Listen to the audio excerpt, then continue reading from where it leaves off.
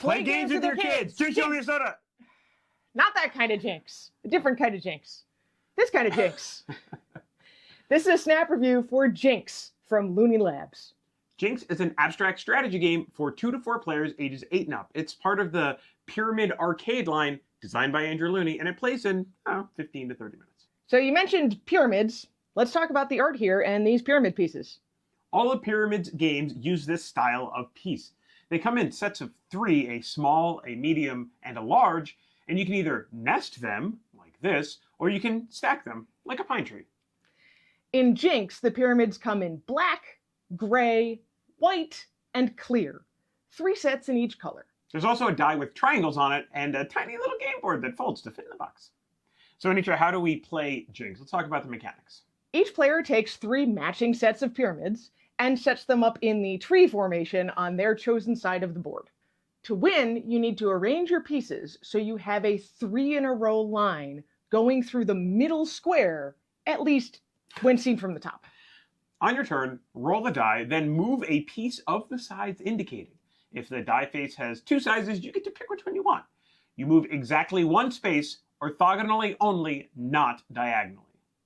Pieces can get stacked on each other, and when you move your chosen piece, you move anything stacked on top of it too. Your piece can land on a piece of any color, not just on empty spaces. But you cannot land on a piece smaller than the piece you're moving. If you land on a piece that's the same size as the piece you're moving, you destroy that piece, even if it belongs to you. When you've made your 1 move, pass the die to the next player, and then it becomes their turn. You're allowed to move other players' pieces too, but only if you have absolutely no legal moves from your die roll. That's it. Keep rolling the die, moving a piece, and passing to the next player until someone manages to get a 3-in-a-row of their pieces topmost on a line through the center. There are rules for a second game in this box called Hijinks. It's actually the older of the 2 games and was originally known as Pink Hijinks. It uses the same movement rules as Jinxx, but it's only for 2 players and uses 3 sets of pyramids that are shared between both players. Since you share the pieces, they all start in the center row, and you won't destroy any pieces in this version of the game. There are 2 ways to win Hijinks. Either by having 1 of each piece of the same size in your own home row, with no other kinds of pieces in that row, or by getting all 9 pieces moved into your opponent's home row.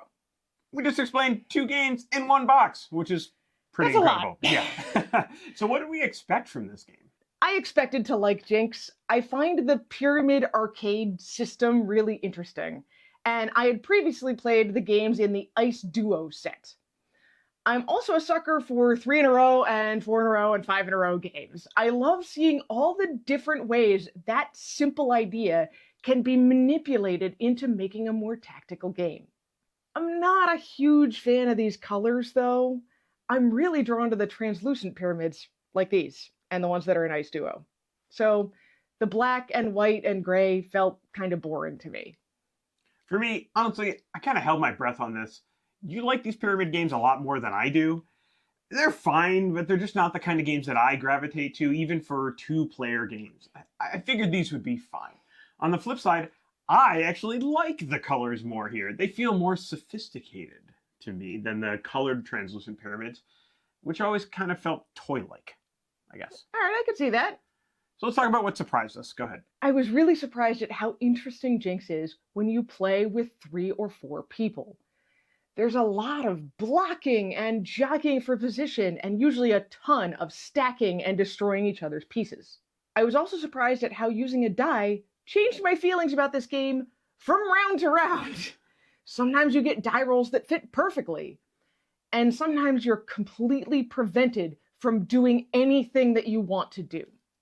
That just feels dumb. But the more I play this game, the more I've learned to try to leave myself options for decent moves, no matter what I roll. So with a game this small, it's really difficult to make a pure strategic abstract game, which I think is why the die is here. But that means that now there's a chance cube effect that has come into play. Sometimes you just don't get the rolls that you want, like you said.